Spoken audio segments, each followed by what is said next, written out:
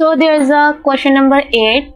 Urea forms an ideal solution in water.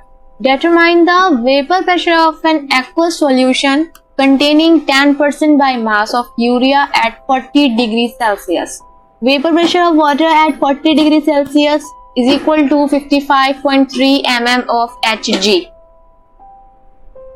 तो इसके अंदर हमें वेपर प्रेशर डिटरमाइन करना है एक्वस सॉल्यूशन का, जो 10% by mass of urea contain करके रखता है. ठीक है, तो हम इसको फाइंड कर लेंगे. It's an easy. तो सबसे पहले हमें यहाँ पे क्या लिखना है, देखो सबसे पहले आप क्वेश्चन में वो लिखा करो जो गिवन है हमें चीजें. 10% by mass.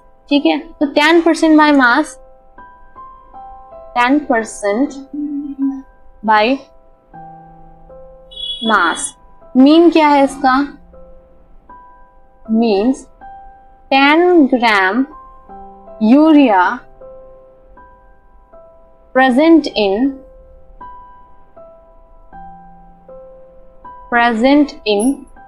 90 gram of water. ठीक है, यही है मतलब. देखो इसके अंदर हमें P01 की वैल्यू दे रखी है 55.3 mm ऑफ Hg.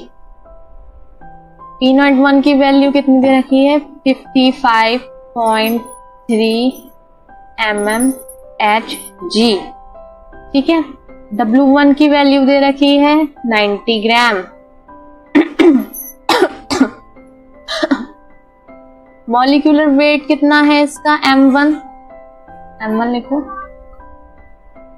ये Hg है. M1 कितना है, 18. W2 कितना है, W2 है 10 ग्राम एंड मॉलिक्यूलर वेट इसका कितना होता है, 60 होता है. ठीक है, अब देखो P01 माइनस P1, उसका वेपर प्रेशर फाइंड करना है ना, over P01 is equal to क्या होता है, W2 into M1 over W1 into M2. ठीक है, ये कितना है 55.3 minus P1 over 55.3 is equal to W2 की वैल्यू कितनी है 10 इंटू M1 की वैल्यू 18 ओवर ये कितना दे रखा है, W1 कितना है 90 इंटू 60. ठीक, देखो ये हो जाएगा 0 से 0 कैंसिल हो जाएगा, 18 बन जाए 18, 18 5 जाए 90, 1/30, 5 से 30 यानी कि हो जाएगा 1/30. 1/30 का मतलब हो गया 0.033. 0.033.